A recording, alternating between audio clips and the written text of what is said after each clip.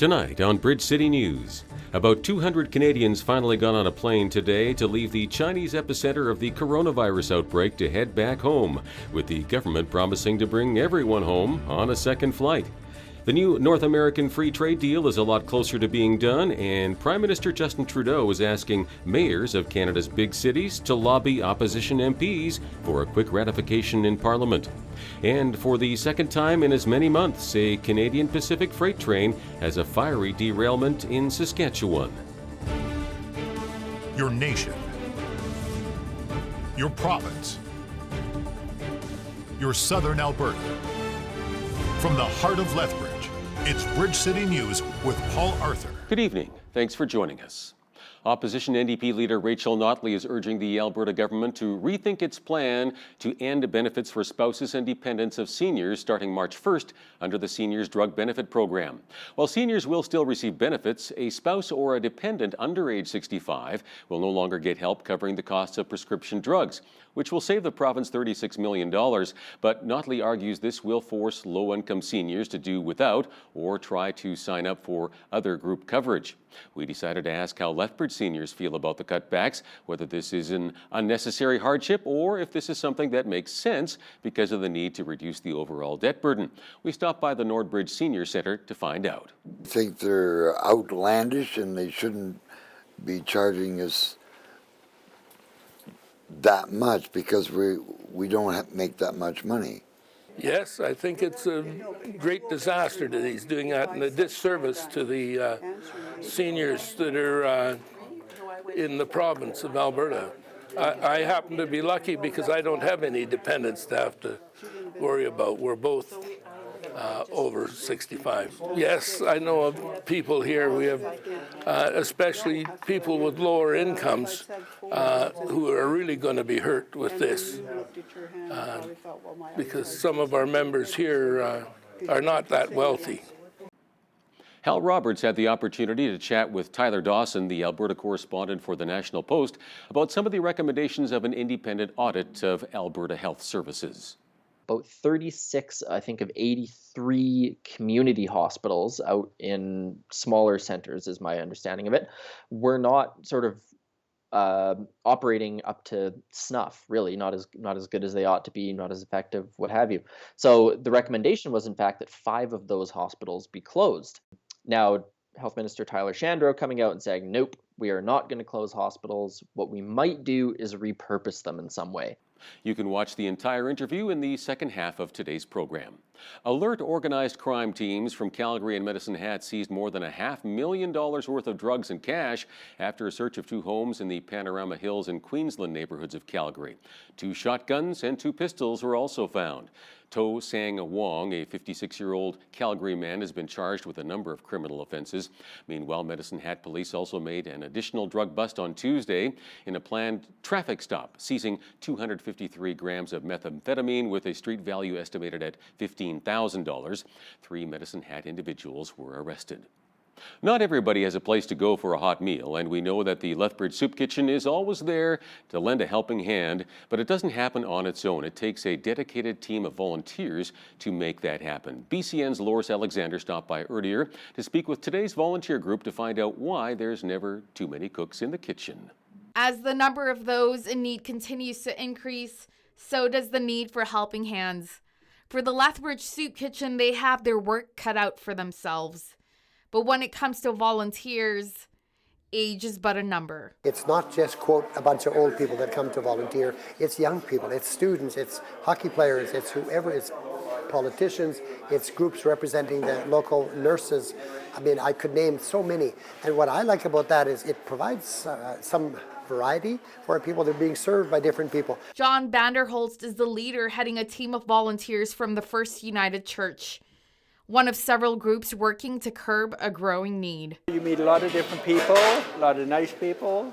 The clients they're all different. I do have a niece that comes in here. She's been on the street for 6 years. It's humbling to see her on the street. It brings tears to my eyes, actually. The hard work and dedication of the volunteers doesn't go unnoticed. To some, it means more than we will ever understand. They are the nicest people in the world. I got up the other morning, and at 7 o'clock in the morning, we had 7 8-year-old kids sitting there serving us. And you know what? I felt very deep-hearted about that, and I thought it was, you know what, the coolest thing in the world, that those young kids would come out and do that for us. For Bridge City News, I'm Loris Alexander. Lethbridge Food Bank received a welcome donation of $50,000 from the Evangelical Free Church. Every year, the church runs something called the Advent Conspiracy Campaign, which encourages church members to resist consumerism over the Christmas season and instead make a donation to help those in need. This year, the funds will go to the Mindful Munchies program, which is run by My City Care and the Food Bank. 19 local schools are served 1,550 lunches each and every week through this program. U.S. President Donald Trump is taking a victory lap a day after avoiding becoming the first U.S. president ever removed from office by the Senate. Trump took the stage at the National Prayer Breakfast this morning, brandishing newspapers with headlines declaring him acquitted. Trump also appeared to use the gathering to attack the process and take some veiled shots at his opponents. This morning we come together as one nation blessed to live in freedom and grateful to worship in peace. As everybody knows, my family, our great country, and your president have been put through a terrible ordeal by some very dishonest and corrupt people. They have done everything possible to destroy us, and by so doing, very badly hurt our nation. We're grateful to the people in this room for the love they show to religion. Not one religion, but many religions. They're brave, they're brilliant, they're fighters, they like people, and sometimes they hate people. I'm sorry. I apologize. I'm trying to learn. It's not easy. It's not easy.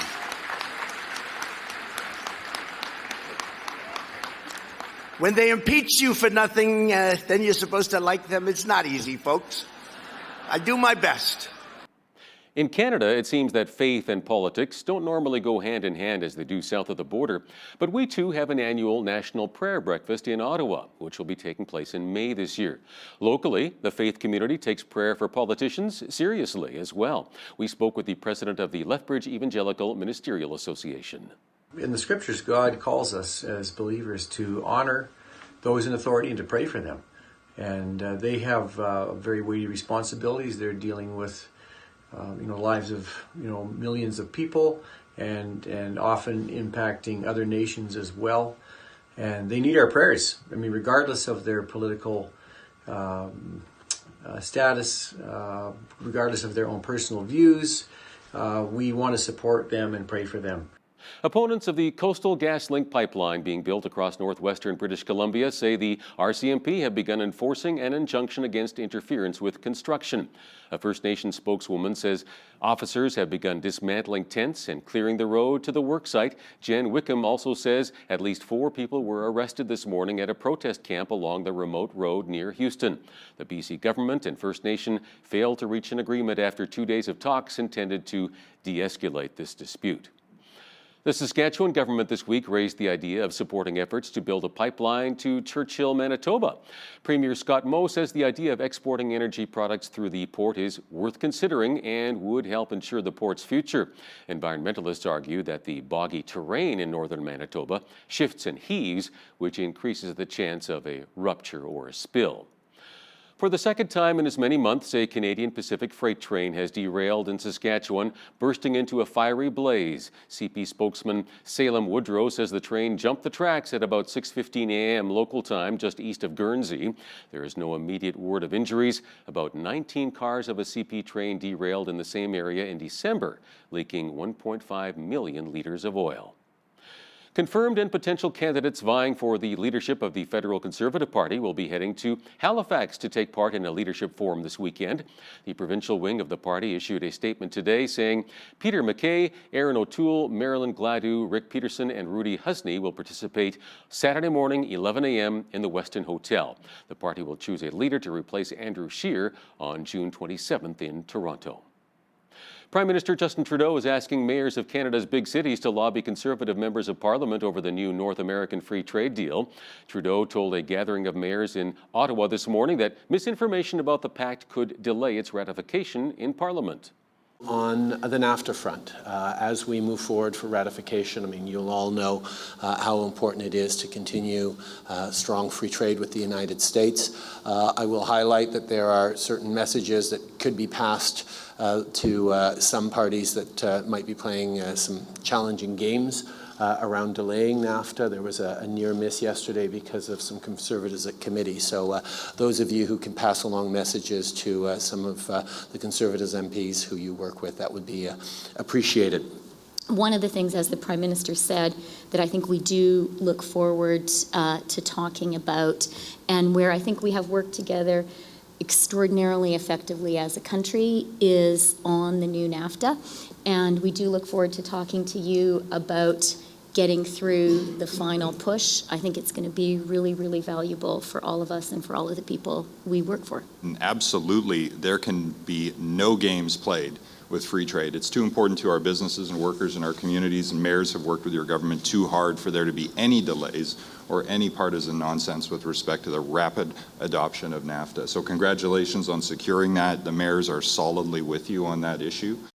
A delegation of Canadian premiers will head to Ottawa this weekend to bolster cross-border business ties. U.S. President Donald Trump signed the U.S.-Mexico-Canada agreement into law last week. Hundreds of people in Wuhan, China, boarded a plane today to take them out of the center of the coronavirus outbreak. The flight is expected to land early tomorrow at Canadian Forces Base Trenton in Ontario, where passengers will remain under quarantine for 14 days. Government officials say some of the 211 people who were on the passenger list for that flight didn't show up.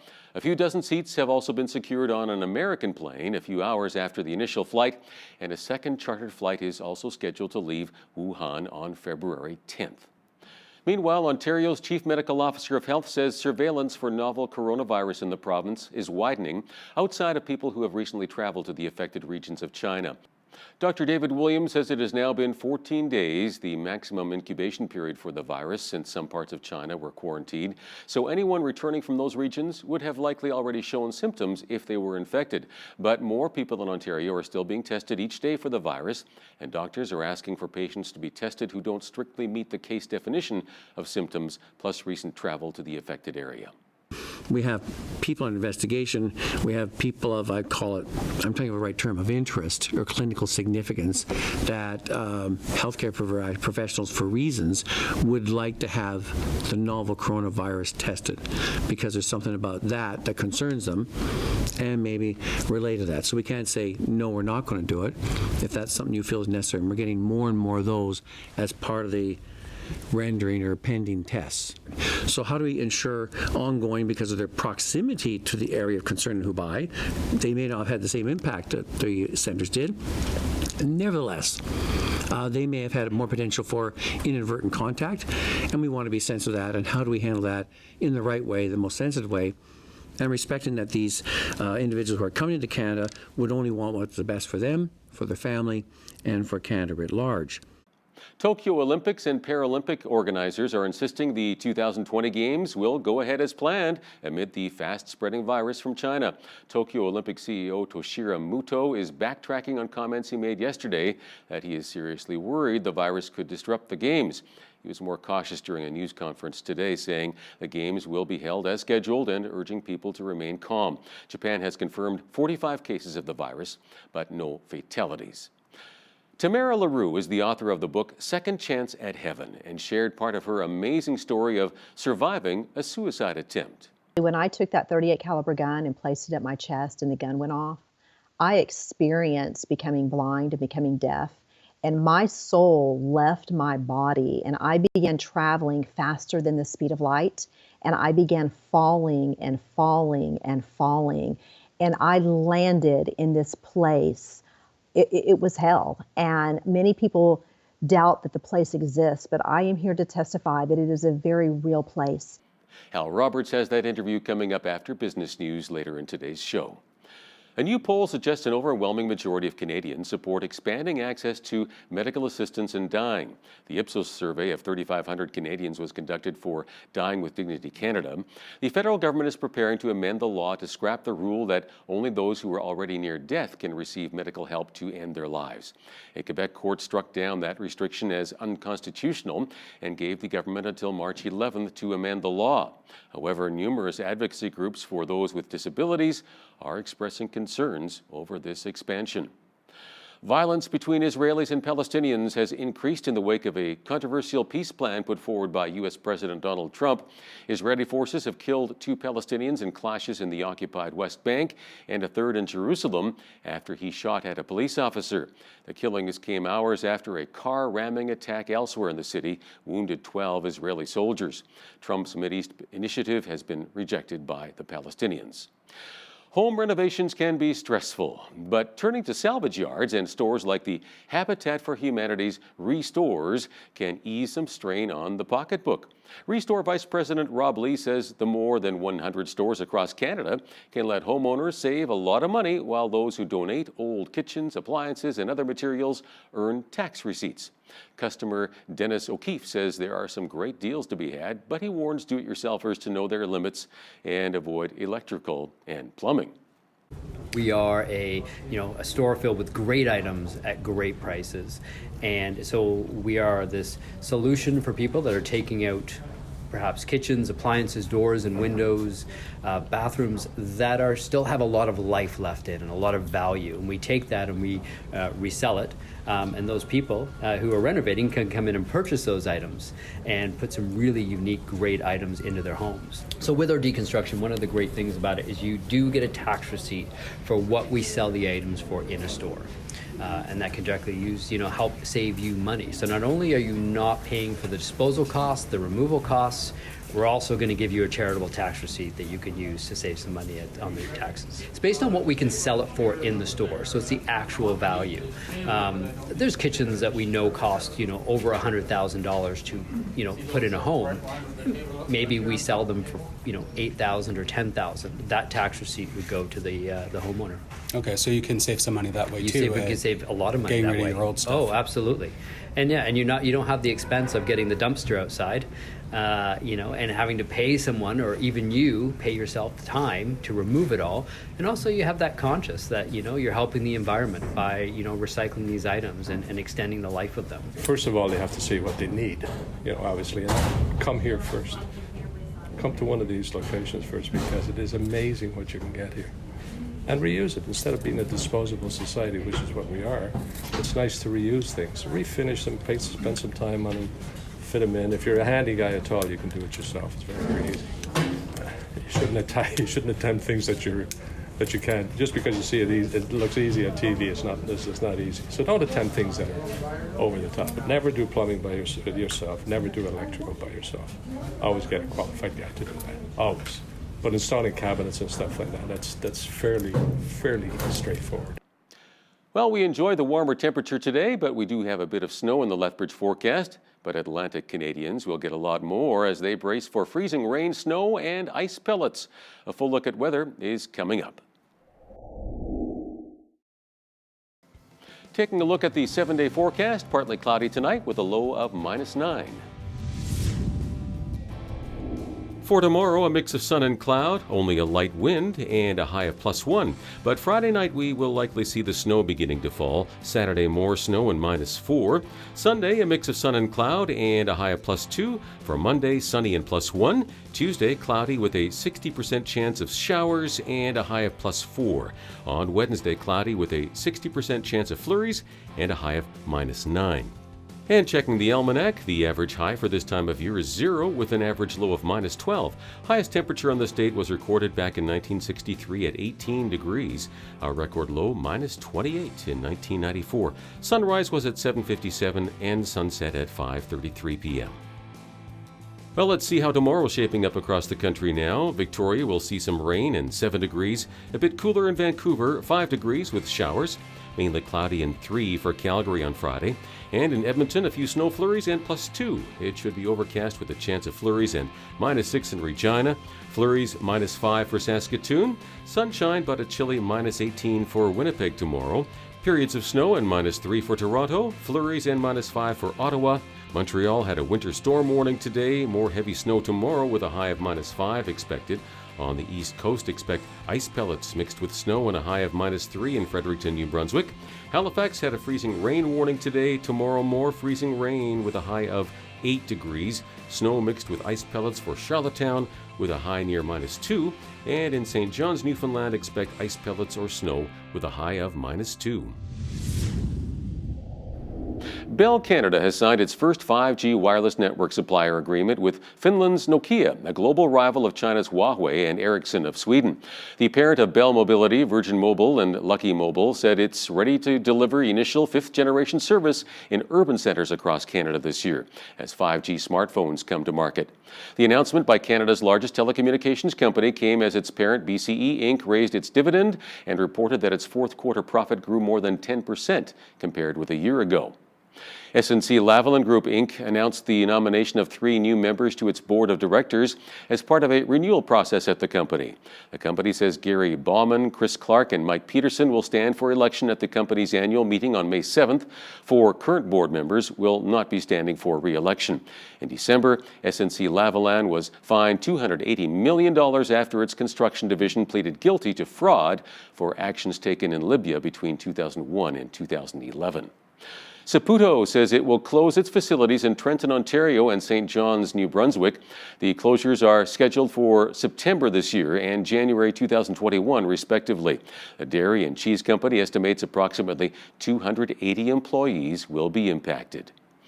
China has announced tariff cuts on $75 billion worth of U.S. imports in response to American reductions as part of their truce in a trade war. The Ministry of Finance said the reductions apply to tariffs imposed September 1st as the two sides were ratcheting up their dispute over Beijing's technology ambitions and trade surplus. Washington announced similar reductions last month. Twitter says its profit fell in the latest quarter, even as growth in revenue and user numbers exceeded forecasts. The San Francisco-based tech company said that fourth-quarter net earnings fell to $119 million from $255 million in the same period a year earlier. The company had 152 million daily users in the latest quarter, up from 145 million in the previous quarter. Now here's a look at today's markets. The TSX was up 105 points to 17,757. The Dow was up 89 points to 29,379. And the S&P 500 was up 11 points to 3,345. And the Nasdaq was up 63 to 9,572. Oil was up 34 cents to 51.09. Natural gas was even on the day at $1.87. Gold was down 49 cents to $1,566.16 per ounce. Silver was down a cent to $17.81 per ounce. Wheat is at $232 per metric ton. Barley came in at $236 per metric ton. Canola is at $442. And corn was at $274 per metric ton. Live cattle were up 38 cents to $121.60. Feeder cattle were up 23 cents to $136.95. Lean hogs were up 60 cents to $58.28. And the Canadian dollar was down slightly at 75.27 US. Recapping one of our top stories this hour, about 200 Canadians finally got on a plane today to leave the Chinese epicenter of the coronavirus outbreak to head back home, with the government promising to bring everyone home on a second flight yet to come. Hal Roberts had the opportunity to chat with Tyler Dawson, the Alberta correspondent for the National Post, about some of the recommendations of an independent audit of Alberta Health Services, as well as the Trans Mountain Pipeline expansion. But first, here's a look at what's happening in and around your community. Here's your Bridge City News community calendar. Wordbridge is hosting the second annual Lethbridge Writing Conference, taking place February 7th and 8th. The conference will feature Order of Canada recipient and award-winning author Robert J. Sawyer and local author Thorsten Nesch. Learn everything you want to know about riding from professional riders. For tickets and details about the full schedule, visit wordbridgeconference.com. Come for a fun evening filled with musical entertainment to the Lethbridge Community Brass Choir's Brass Day Concert, featuring international trumpet soloist and jazz artist Rex Richardson on Saturday, February 29th, beginning at 7 p.m. at College Drive Community Church. Tickets are $15 and free for children under 12. Purchase yours today at CASA or visit lcbs.yapcity.com. For details, go to lcbs.ca. The Kinsman Club of Lethbridge invites you to their 6th annual Mardi Gras Charity Gala on Saturday, March 14th at the Sandman Signature Lethbridge Lodge. The evening begins at 5 p.m., where you can enjoy the ambiance of the French Quarter, which will feature a 5-course Cajun meal, games and entertainment, a silent auction, dance, and much more. Early bird tickets are $72 and can be purchased at eventbrite.ca. Proceeds to go towards the Ready, Set, Go Back to School fair. For details, visit the Kinsman Club of Lethbridge's Facebook page. And that's your Bridge City News Community Calendar. The legal fight against the Trans Mountain Pipeline expansion is nearing its end after the Federal Court of Appeal rejected a First Nations lawsuit. To talk more about it is the Alberta correspondent with the National Post, Tyler Dawson, joining me once again from Edmonton. Tyler, Premier Jason Kenney lauded the announcement by the Trudeau Liberals of finally having the project moving forward. That's right. And Kenny had some nice-ish words for the Prime Minister, too, sort of saying that he stuck to his word on this and worked to get it approved. So where it is at now is, as you said, the Federal Court of Appeal rejected a lawsuit by, I believe it's 4 First Nations groups in sort of the Vancouver area, give or take. And so what can happen now is there could be an appeal to the Supreme Court. So the groups need to ask the Supreme Court for leave to appeal, and they may or may not get it. So the fight may or may not be over on this particular lawsuit, but it is the clearest indication we've had in a very long time that this is going to go ahead or can go ahead, dating back to August 2018 when there was the first rejection of this. And as everyone knows, the government went back and redid the consultations, and then it got challenged again. And so this is the conclusion of that process. So progress being made. Most sort of mainstream politicians seem to be pretty happy. Kenny is happy, Notley's happy, Trudeau's happy. Well, wait a minute. Whoa. Stop the press. Notley's happy? And she agrees with Kenny? Yeah, it's a weird thing, isn't it, when you have all these politicians who are ostensibly all across the spectrum who agree. But yeah, Rachel Notley in statements yesterday saying that this is important for Alberta's economy and that it's good to see the project finally moving ahead. Now, speaking of our energy sector, Line 3 cleared its last legal hurdle in Minnesota and can now begin construction on the replacement. That's right. Yeah. So this was an environmental assessment, as I understand it. The panel, I think, ruled 3-1. And so this one's go ahead. This has been one of the other projects that's been just mired in approvals and controversies in the United States. The other one being obviously Keystone XL that we've been talking about for years as well. So things are looking up on the pipeline front in 2019, it seems. How about bringing back Energy East? Any talk of that potentially? Well, I find it unlikely. The talk comes up every now and again, and Jason Kenney's gone to Montreal to sort of pitch the importance of Alberta energy. Just on Wednesday there was some talk about maybe getting a pipeline from Saskatchewan up to Churchill. There's every once in a while talk comes up about maybe building a pipeline up straight north into Alaska or something like that to export from there. So these things they come up now and again. But is there a serious proposal to bring Energy East back or anything like that? Not that I am aware of recently. Although I think plenty of people would still like it to happen out here. That's for sure. Now you mentioned that the fact that Premier Kenney is in Montreal and Washington this week, pitching Alberta. Tyler, this is one of the several trips he's made doing that. Are these trips actually paying off, or will they pay off? Well, it's a good question. And I don't think we know. I mean, as every salesperson knows, I think you have people trying to ask you if your pitches are working and this and that and this and that. So I think to some extent the Kenney government thinks that they are working, that in terms of things like even the Trans Mountain approval, even where there's support for the project, things like that, that their sales missions have been paying off. But the premier was in Texas back in November. Have we seen any sort of direct concrete results from that? Not that I can think of off the top of my head. That doesn't mean things aren't happening, but can you draw a direct line between some of these things? I think that's a little bit harder to say. Now, when he was in Montreal, he sat down with the editorial board of the Montreal Gazette to sort of, do the hearts and minds part of this. And there was a little bit of stick with the carrot, because he did sort of say that, well, you're welcome to turn down equalization payments if you don't want our energy, things like that. So there's a little bit of that. I think maybe there's some more bang for his buck to go down to Washington and be meeting with folks down there, where, to go back to something like Line 3, where there are local regulators and local politicians that have some influence in these things. Tyler, the province has opened consultations on reforming local elections. Now, why are they doing this? Are they looking for more transparency and participation in school board elections that take place in March? Yeah, I had to go back and look up some of the history of this, because I thought the same thing. I was like, well, what's the issue with local elections? So there was a big review back in 2018 of the local election system for school boards, for municipalities, what have you.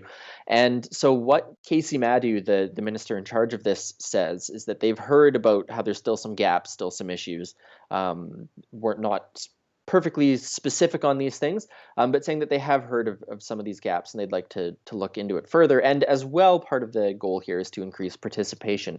As everyone knows, participation in things like school board elections and voting for local councils is not super high, certainly not as high as everyone would like, I think.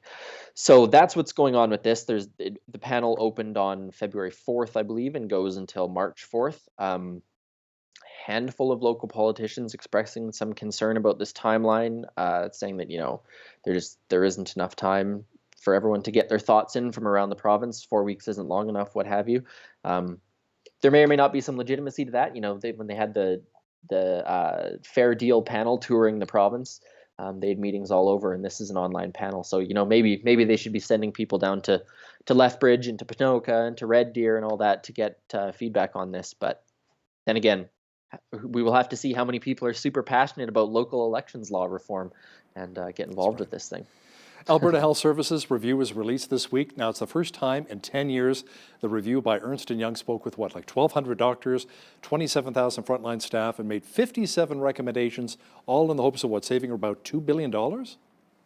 Yeah, that's right. So big project. I think this has been one of the things that sort of politics watchers in the province have been looking at for, since the UCP emerged from the ashes of the Wild Rose and the PC, was what are they going to do to healthcare? This was something that the NDP made a lot of hay with during the election. It's something they're, I think, doing a pretty serious job of whacking the Tories over the heads with.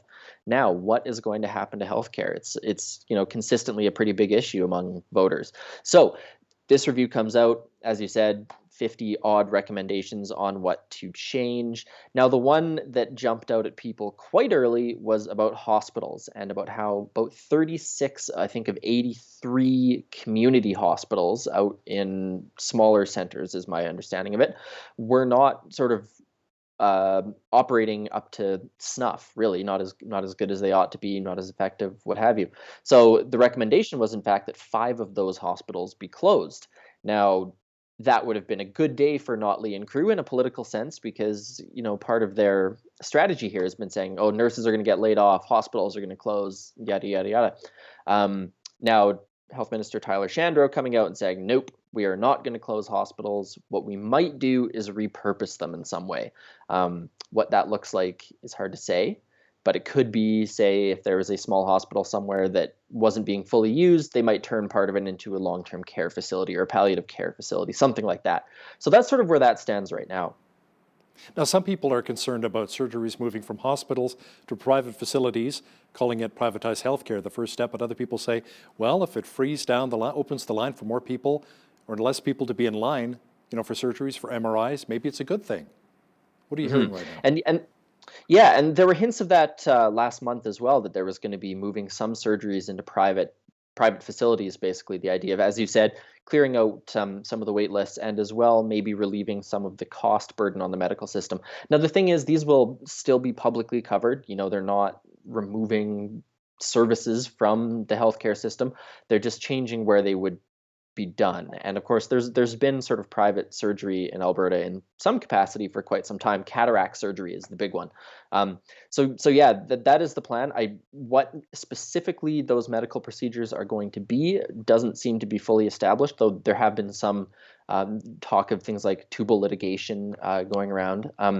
So yes, that is another part of this saving money process, part of what the UCP has been sort of broadcasting they would do for quite some time. But of course, union folks and the NDP quite concerned about this with the same attack that is sort of always used, that this is a slippery slope to American-style healthcare, and the UCP, of course, saying, no, it isn't. It's about getting better and more efficient care. Now, the government also recently announced new funding initiatives on addictions treatment. What will the money actually go towards, Tyler? Yeah, so this has been another interesting part of the UCP's agenda for the last little while. At the same time as they're trying to save money in healthcare in various ways, they're also they've pledged to really increase spending on addictions and mental health care. So what this funding package does is funds a few dozen beds at treatment centers around the province.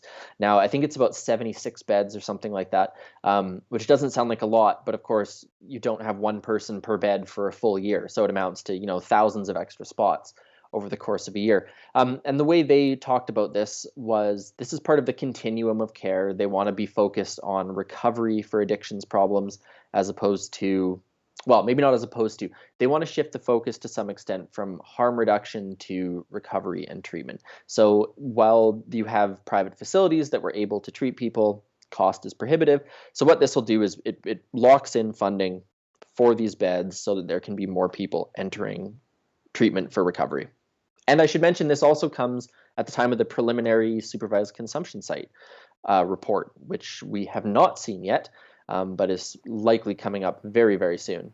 It's a real contentious issue here in Lethbridge, too, with our supervised consumption site with Arches. Many people are saying it's bringing down, it's creating a lot of crime, it's bringing down property values, a lot of antisocial behavior around the area, which the review panel also discussed. But at the same time, people are saying, well, we need more, like these beds to help those in need who want the help, right? Yeah, so it's sort of a little bit of a two-pronged strategy. If you can, have a consumption sites so that people aren't overdosing, and you can maybe put them in contact with the healthcare system. Now, I think the UCP has sort of suggested they're going to be moving some of these supervised consumption sites to areas where they might have fewer negative impacts. Possible that some might be closed, although I think that would be a difficult political decision, to be honest.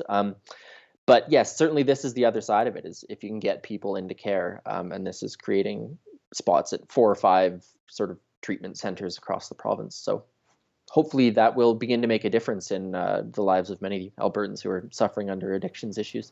A lot of the cost-cutting measures talked about by the UCP, and a lot of it is with healthcare, which we just discussed as well. Is Tyler Shandro feeling the brunt of it on social media right now? Everywhere I look, especially on Twitter, people are blasting him. Yeah, I think he is sort of he's the front man for this, and that's always going to be the case. I mean, the numbers when you look at it are just, they're astronomical. The healthcare budget in Alberta is colossal, and I think the number I saw was 15 billion, but it might have been 54, which obviously those are two hugely different numbers. But the point is that such a huge line item for the Alberta government is healthcare spending, which isn't surprising, and so I think strategy for tackling the deficit and debt is going to need to chip away at that number a little bit. And 1.9 billion, 1.5 to 1.9 billion was about the savings that this review forecasted. Then that's not a massive percentage, but it is an awful lot of money. So, he's in a tough spot, I think. He's going to take criticism for every nurse that loses their job, every person that takes a buyout, anything that goes wrong, anything that even looks like it's going wrong, I think is going to be on his shoulders. So he's going to have a rough ride for the next few years regardless, I think. Yeah, I don't know if a professional politician is the career choice that a lot of people want these days, too. No, it's true. It's a challenge. Our legislative reporter and the Alberta correspondent for the National Post, Tyler Dawson, thanks a lot for joining us from Edmonton. Thanks so much, Al.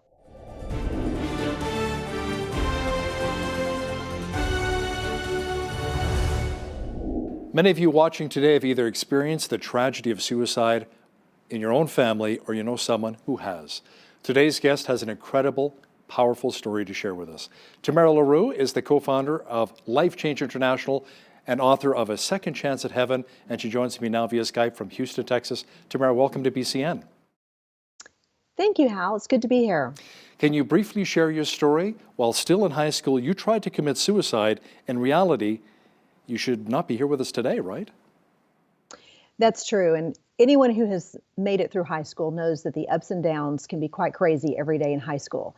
And one of the things that we talk about is in my season of high school really didn't play a part, I don't believe, in my suicide. It was elongated. It was an elongated journey of feeling empty, feeling rejected over and over and over, ever since I was 4 years old, going through the brokenness of a home, going through just having a void that could not be filled.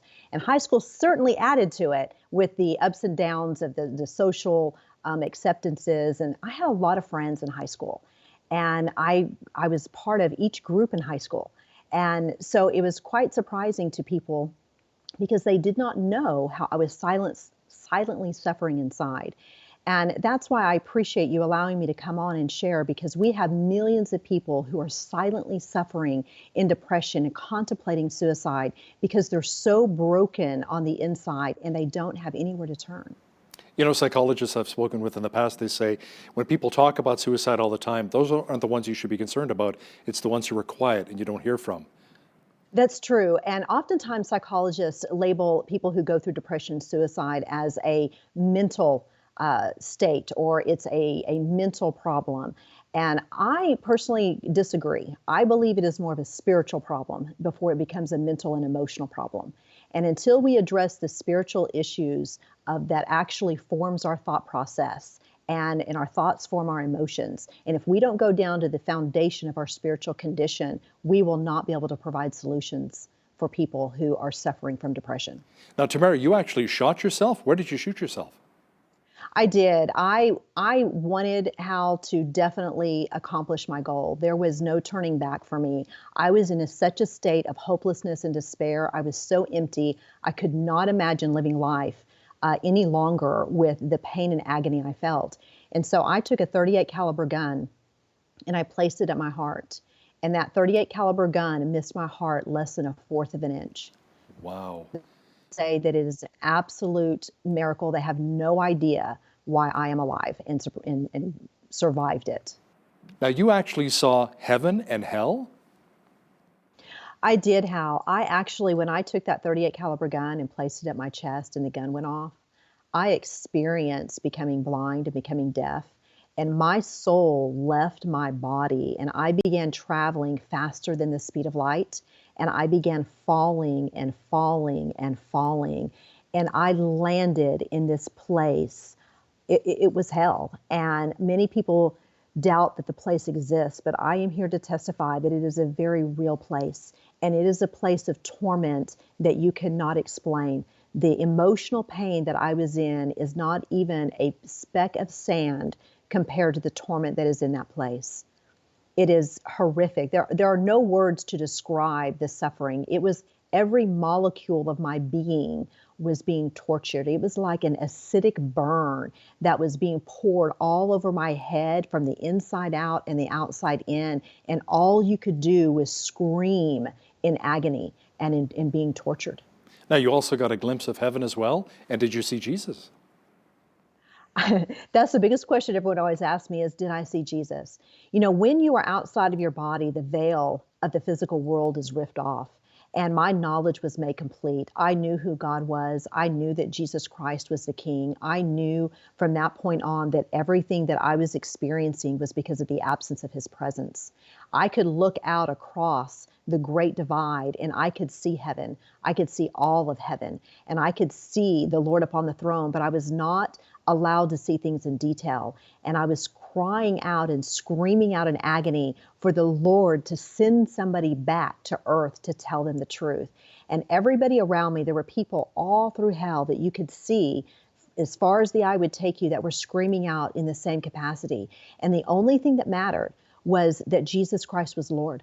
I knew every sin that they had committed. I knew their lineage. I knew where they were from. Every knowledge, all I had to do was think a thought and my knowledge was made full. And so when I could look out again across and I could see the heavens, I knew that the very presence of God himself was what my heart was longing for. And I cried out for that and begged God to forgive me.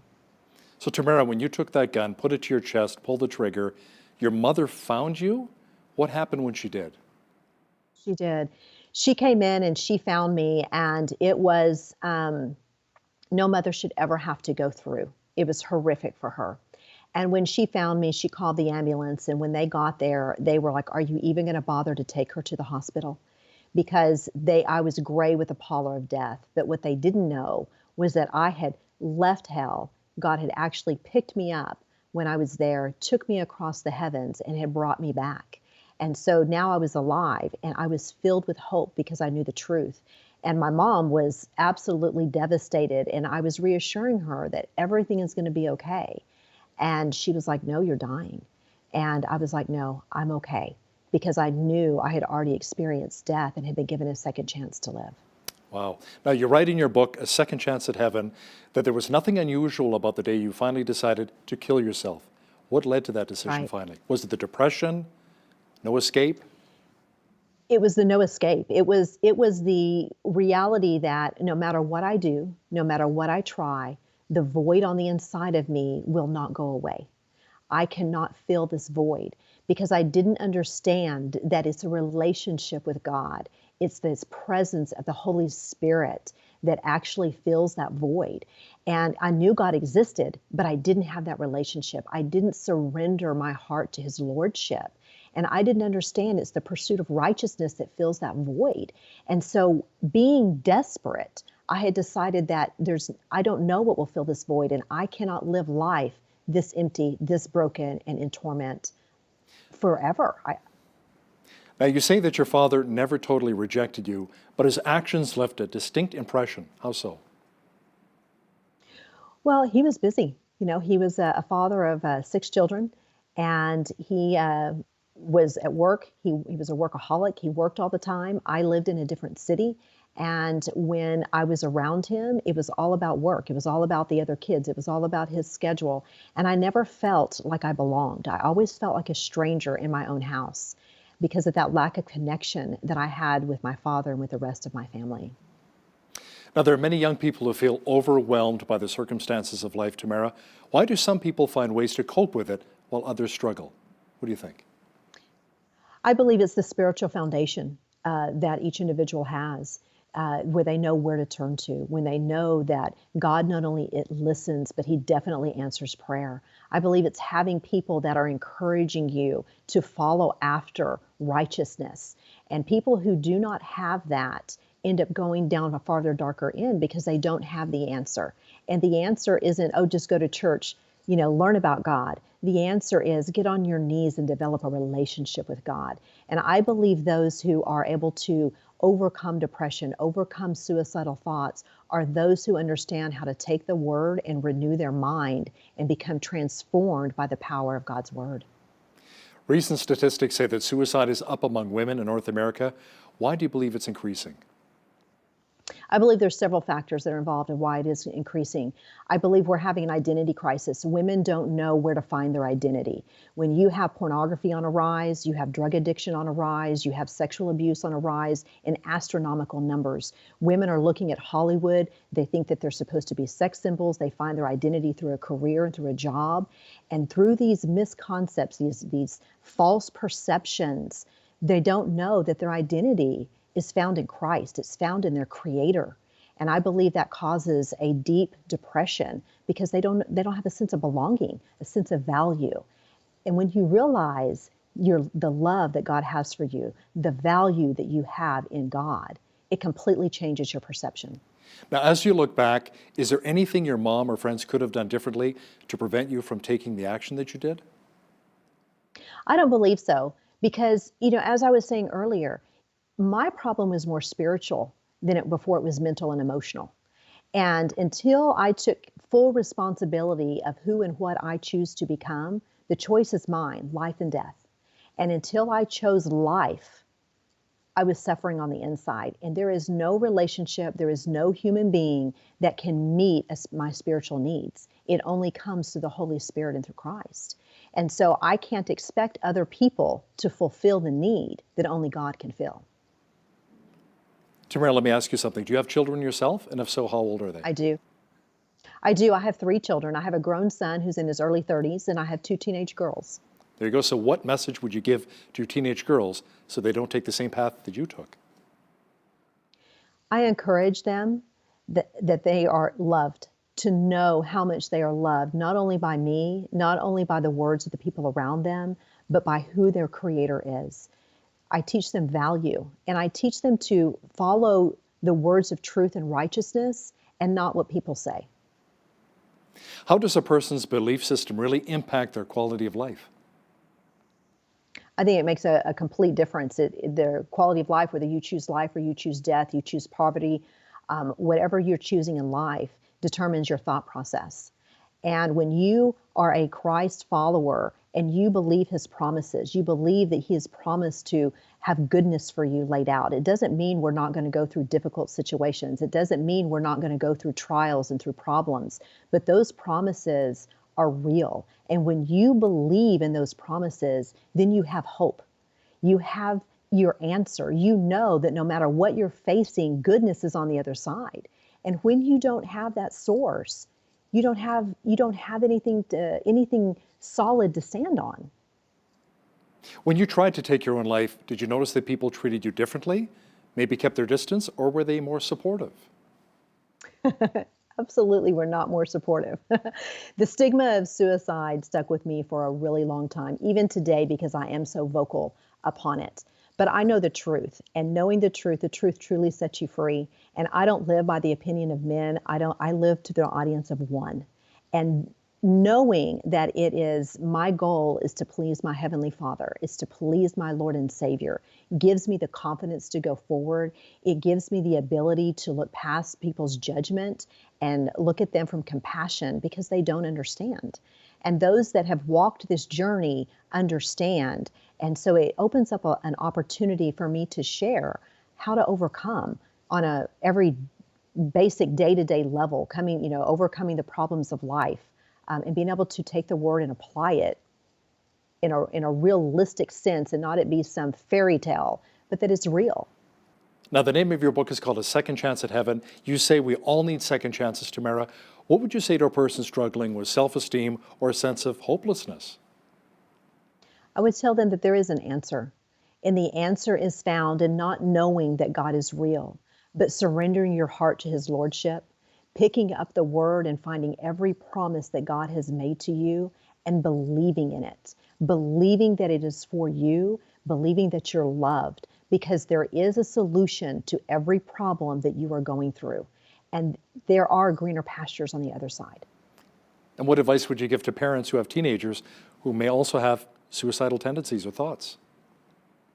I would encourage them to lead their children in having a relationship with God, teaching them to go to the scriptures, studying the scriptures, reading the book of Proverbs, reading Psalms, reading those scriptures that tell us how to live life, give us the instructions of life, showing us how to love, and being able to open our hearts to receive God's love and instructing their children in the ways of righteousness, because that is truly where the answers are found, is in following after righteousness. Tamara LaRue is the author of A Second Chance at Heaven. Thanks for joining me today via Skype from Houston, Texas. Thank you. On behalf of all of us here at BCN, I'm Hal Roberts. God bless, and thanks so much for watching.